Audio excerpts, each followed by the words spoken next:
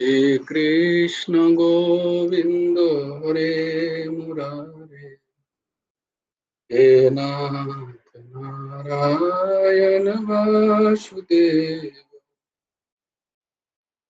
গোবিন্দ জয় জয়, গোপাল জয় জয়, রাধা রমণ হরি গোবিন্দ জয় জয়।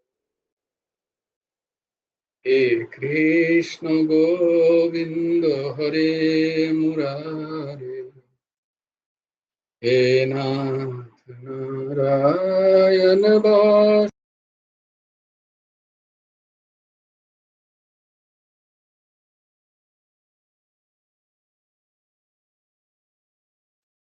গোবিন্দ জয় জয়, গোপাল জয় জয়, রাধা রমণ হরি গোবিন্দ জয়।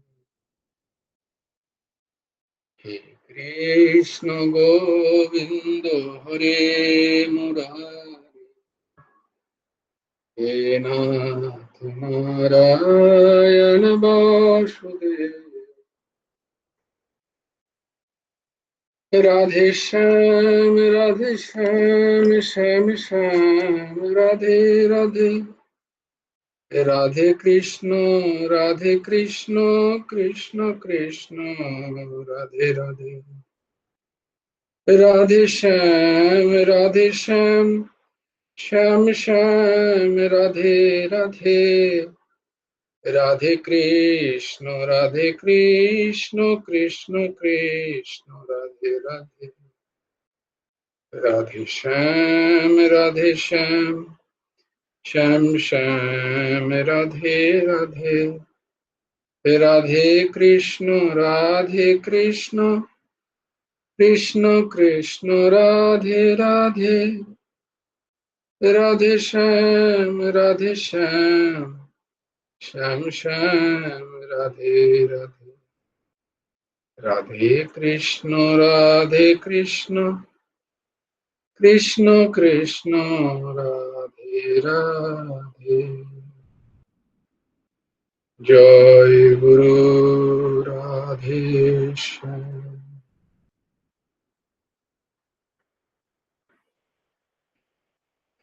गुरुर्ब्रह्मा गुरुर्विष्णु गुरुर्देवो महेश्वर, गुरुर्साक्षात् परब्रह्म, तस्मै श्री गुरवे नमः।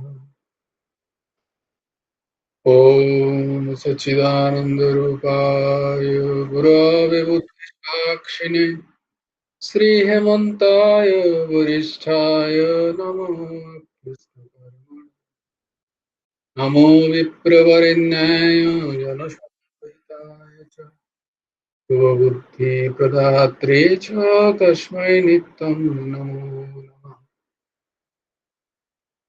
हरि ओम तत्सत्। कृष्णाय वासुदेवाय हरये परमात्मने प्रणतक्लेशनाशाय गोविन्दाय नमः।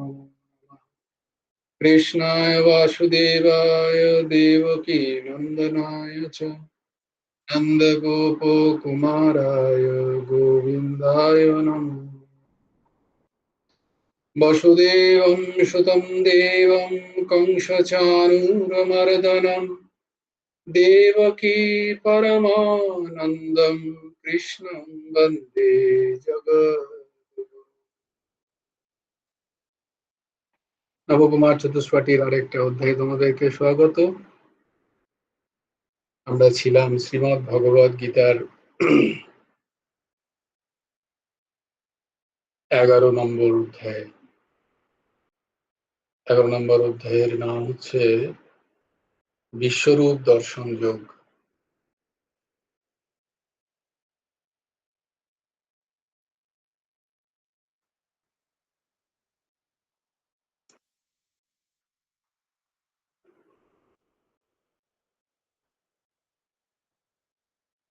সেখানে আমরা 12 নম্বর শ্লোক পর্যন্ত দেখেছিলাম, দ্বাদশ শ্লোক। আজকে আমরা ত্রয়োদশ শ্লোক দেখব।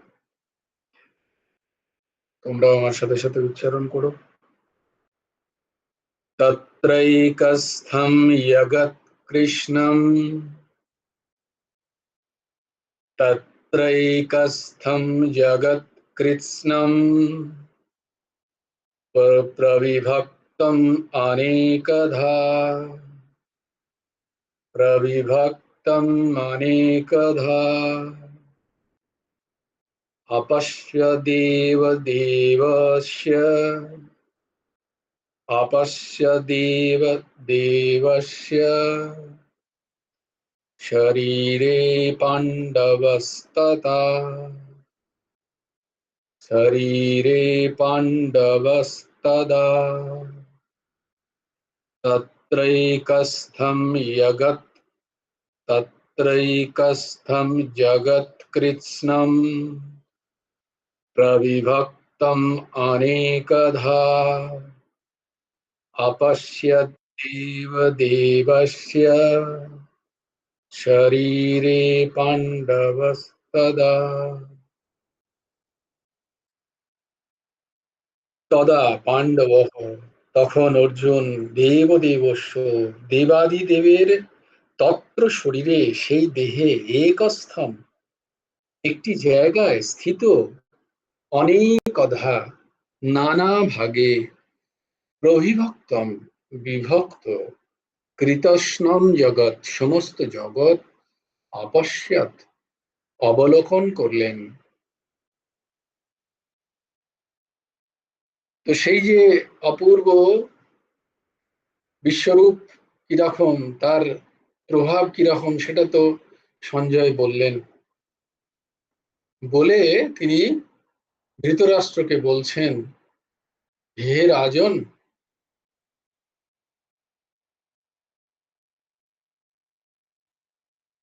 তখন অর্জুন সেই বিরাট রূপী ভগবানের কোনো একটি স্থানে স্থিত,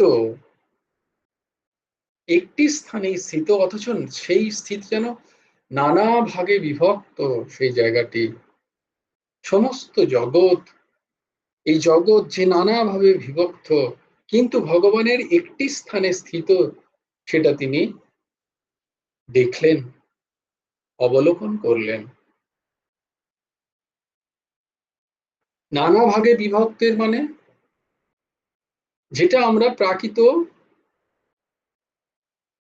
জড়চক্ষু দ্বারা যা আমরা দেখতে পাই, বিভেদ,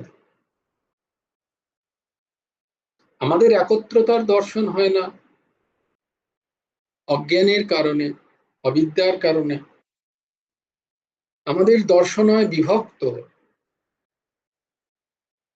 ছোট ছোট ছোট ছোট ছোট ছোট বিষয় থেকে বৃহৎ থেকে বৃহত্তর অবস্থায় আমরা শুধু ভেদ দর্শনই করি, আমাদের বিভেদ দর্শন খুব কম হয়।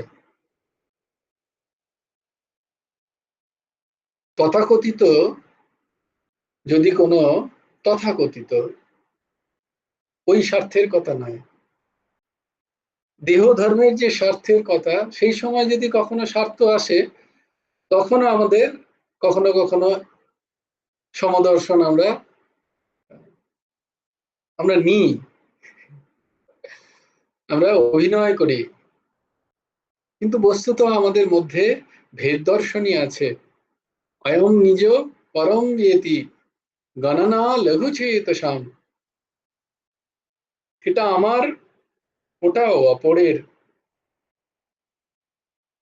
এটা আমি, ওটা অপর, এই যে ভাব, ছোট থেকে একদম নিজের বস্তু থেকে পর্যন্ত আলাদা আলাদা আলাদা।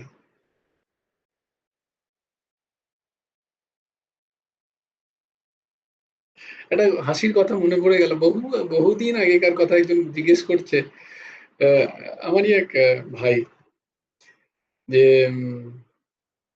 তোরা প্রত্যেকে গামছা কটাই ব্যবহার করিস, মনে পড়ে গেল তাই তোদের কাছে শেয়ার করছি। কত বিভেদ দেখো, কত ছোট্ট বিষয় বিভেদ, তো বিষয়, বড় বিষয় তো ন্যাচারালি বিভেদ। আমি বললাম কেন, আমাদের প্রত্যেকের একটা করে গামছা। তখন তো আবার সেটাও ছিল না, একটা গামছা সবাই ব্যবহার করতো ঘরে, একটাই গামছা। তো তারপরে হলো যে না, সবাইকার আলাদা আলাদা গামছা হওয়া দরকার। তো বলে না, আমরা দুটো গামছা ব্যবহার করি। বলে কেন? বলে পায়ের আলাদা, মাথার আলাদা। এই তো দারুণ জিনিস। দেখো কি অদ্ভুত সেটা। অনেকদিন পরে মনে পড়লো, বহুকাল আগে সে জিজ্ঞেস করেছে, তো কম করে হলেও 30 বছর, তো 30-35 বছর আগে হয়তো সে কখনো জিজ্ঞেস করেছিল, কিন্তু কথাটা এমন ভাবে লেগে আছে যে আজকে হঠাৎ করে মনে পড়লো আবার। এই বিভেদ দেখো। আমাদের শরীরেও কত আমরা বিভেদ, আমাদের নিজের শরীরকে যেটা নিজে মনে করি সেখানেই থেকেই বিভেদ শুরু হয়। মাথা আলাদা, পা আলাদা, এই আলাদা সেই আলাদা করতে করতে সেটা যখন এবার শরীরের বাইরে যায়, আরো তখন বিভেদ দৃষ্টি। নিজের নিজের ব্যষ্টির মধ্যে বিভেদ, তারপরে ব্যষ্টি থেকে সমষ্টিতে বিভেদ, তারপরে দেশ কাল প্রকৃতিতে সব বিভেদই বিভেদ। এই বিভক্তের কথা বলা হচ্ছে। যদ্যপি কারণ কেন, না অর্জুনের এখনো সমদর্শন হয়নি, এটা বলার উদ্দেশ্য। এটা বলার উদ্দেশ্য যে অর্জুন এখনো ভগবানের এক স্থিতে সেই সবাইকে দেখছে, কিন্তু তবুও তার এই বোধ এখনো যেন হয়নি যে ওই একটা স্থিতি, একটা জায়গা থেকে এরা সবাই যখন উৎপন্ন হয়েছে, তাহলে তো এদের সবাইকার এক হওয়া উচিত। কিন্তু আমাদের বিভক্তের দৃষ্টি, ভেদের দৃষ্টি, নানা ভাগে বিভক্ত, দেবতা, মানুষ, পশু, পক্ষী, পৃথিবী, সমুদ্র, আকাশ, নক্ষত্র, সমস্ত চরাচর জগৎ, এই যে অদ্ভুত বিভেদ। কিন্তু এই বিভেদকে, বিভেদের যে মূল, এটা ভগবানের একটি অংশ, সেটা এক। সেই বিচারের জন্য এই বিশ্বরূপ দর্শন, ভগবানের দর্শন করানো, যে বিচার করলে ওই বিভেদ কোথায় উৎপত্তি, ভগবানের একটি ছোট্ট অংশে। তাহলে ওই অংশটা যখন ছিল তখন তো বিভেদ দেখা যাচ্ছিল না, ভগবানের শরীরের এক অংশে।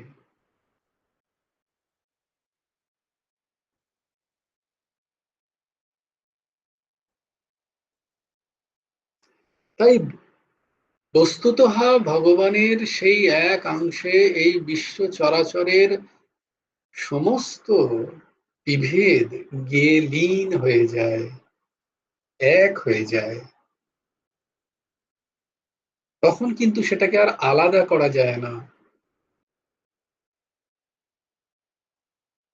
কিন্তু যতক্ষণ না সেই দৃষ্টি আসছে, ততক্ষণ এই বিভেদ দৃষ্টি আমাদেরকে ভ্রমিত করে দেয়, মূল থেকে আমাদেরকে সরিয়ে দেয়। তাই বলছেন ভগবান যে এই যা কিছু তোমরা দেখছো, এই জগৎ, এই ব্রহ্মাণ্ড, এই বিশ্ব ব্রহ্মাণ্ড, অনন্ত অনন্ত কোটি ব্রহ্মাণ্ডের সমাহার, আর এই জগতের মধ্যে আবার নানা রকম সৃষ্টির যে যে উৎপত্তি ও বিনাশের খেলা চলছে, তার উপাদান, তার উপাদান এবং নিমিত্তকে আমি।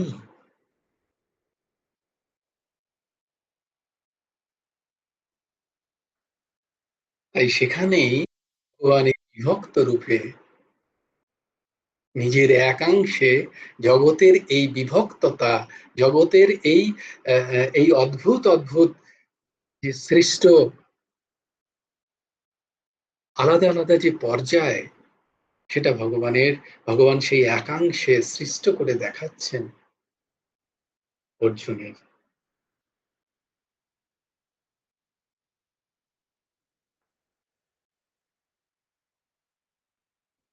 কিন্তু এই যে এই যে বিভক্ততা, এই যে আলাদা আলাদা ভাব, এই ভাবের মধ্যেও যে এই ভাবগুলো, এই যে আলাদা আলাদা জিনিসগুলো, আহ, যেটা যেটাকে বলা হচ্ছে এই বিভিন্ন চরাচর, এই চরাচরটাও যে একটি অংশে স্থিত, এইটা দেখার জন্য আমাদের অজ্ঞানের দূরীভূত হওয়া প্রয়োজন। আমাদের হয়তো এক বোধ হচ্ছে না, আমাদের দৃষ্টি হয়তো সেই স্তরে পৌঁছয়নি, কিন্তু এই সমস্ত বিভেদ যে একাংশে স্থিত, এইটা অনুভব করার জন্য দিব্য দৃষ্টি চাই, ভগবানের কৃপার করুণার আবশ্যকতা আছে। তবে কি অন্তত এই দৃষ্টি হয় যে বিভক্ত তো আমি দেখছি, কিন্তু এই সবকিছু ভগবানের একটি অংশে স্থিত, এর সমস্ত কিছু উৎপত্তি হয়েছে ভগবানের একটি অংশ থেকে। এই ভাব, এই দৃষ্টি দেখতে গেলেও ভগবানের কৃপা দরকার, সেই দিব্যচক্ষু দরকার। তাই বলছেন যে অর্জুন ততক্ষণ ওটাও দেখতে পাচ্ছিলেন না, যখন ভগবান দিব্য দৃষ্টি দেখে দিলেন, তখন অর্জুন সেটা অবলোকন করলেন, দেখতে পেলেন। অপশ্য কথাটির অর্থ নিয়ে অর্জুন, ভগবান বলছেন যে দেখো আমি তোমায় কি দেখাচ্ছি, তুমি সেটাকে দেখার চেষ্টা করো, দেখার মতো দেখো আমি কি বলার চেষ্টা করছি, কি বর্ণনা করার চেষ্টা করছি। তোমার কোন দিব্য চক্ষুকে আমি উন্মিলন করার চেষ্টা করছি, হে অর্জুন, তুমি আমার সেই রূপটার দিকে, সেই ভাবটার দিকে দৃষ্টি দাও।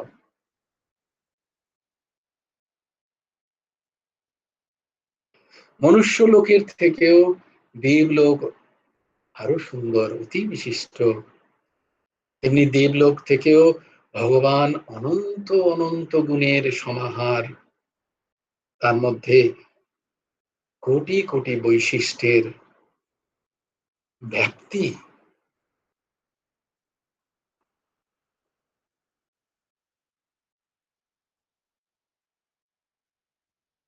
ব্রহ্মলোক পর্যন্ত, 14 লোকের কথা বলা হয়েছিল তোমাদের, তো ঊর্ধ্বলোকে ব্রহ্মলোক পর্যন্ত দেব দেবী এই সমস্ত পুণ্যাত্মা শরীরের যে বসবাস, যে লোক, তাও প্রকৃতিজাত, তাও অপ্রাকৃত নয়, কিন্তু ভগবানের চিন্ময় দেহ অপ্রাকৃত। এই যদ্যপি এখানে ভগবানের ওই অংশে সমস্ত বিষয়ের দর্শন হওয়ার পরেও তোমার ভাব থাকা উচিত হে অর্জুন, যে এই সবই সেই অপ্রাকৃত বস্তু থেকেই এই প্রাকৃতের আবির্ভাব।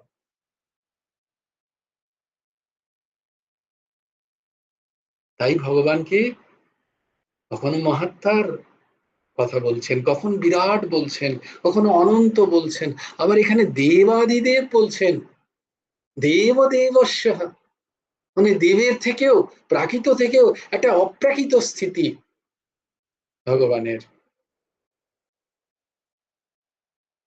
অর্জুন ভগবানের শরীরে সেই এক অংশে জরায়ুজ, অন্ডজ, উদ্ভিজ, স্বেদজ, স্থাবর, জঙ্গম, জলচর, স্থলচর, 84 লক্ষ যে জনির সমাহার এই জগৎ, চতুর্দশ ভুবন ইত্যাদি নানা বিভাগে বিভক্ত জগৎ অবলোকন করছেন।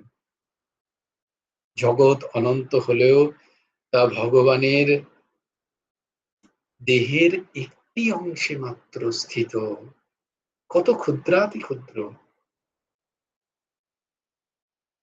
অর্জুন, এরকম ভগবানের যে যে সেই সেই বিশাল শরীরের যেখানে যেখানে তার দৃষ্টিপাত হচ্ছে, সেখানে সেখানে তিনি সেই অনন্ত সৃষ্টির ঝলক দেখতে পাচ্ছেন। এই সব কিছু সেই ভগবান থেকেই উদ্ভূত। আবার সেই ভগবানেই লীন হয়ে যায়। এই উপলব্ধি করানোর জন্যই ভগবানের অর্জুনকে বিশ্বরূপ দর্শন। जय जय श्री राधे, जय जय श्री सीताराम, हर हर महादेव।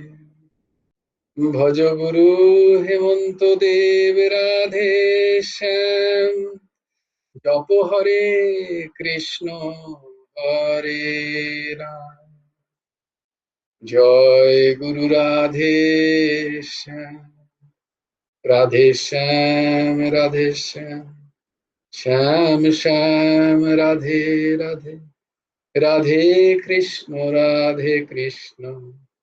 कृष्ण कृष्ण राधे राधे। যদ্যপি এর সাথে ওইভাবে নিও না, কিন্তু আবার একটা ভাব এলো বলে বলে দিই। কাল পরশুদিন বলে তোমরা বলবে যে পরশুদিন দেখো বললো যে 2 দিন ক্লাস হবে না। তো একদিন ক্লাস হলো না, তারপরের দিন তো ক্লাস হলো, তাহলে মিথ্যা কথন হয়ে গেল। তো মনে পড়ে গেল যে ভগবানেরই প্রেরণায় ভগবান ভক্তের জন্য নিজের প্রতিজ্ঞাও ভঙ্গ করেন। বলেছিলেন না যে আমি অস্ত্র ধারণ করব না, তো তবুও শুধুমাত্র ভীষ্মের জন্য, ভীষ্ম পিতামহের জন্য তিনি, ভীষ্ম পিতামহ বলেছে আমিও তোমাকে অস্ত্র ধারণ করিয়েই ছাড়বো। ভক্তের প্রসন্নতা, প্রসন্ন হয়ে যাও। জয় গুরু রাধে শ্যাম, জয় গুরু রাধে শ্যাম, ভালো থেকো।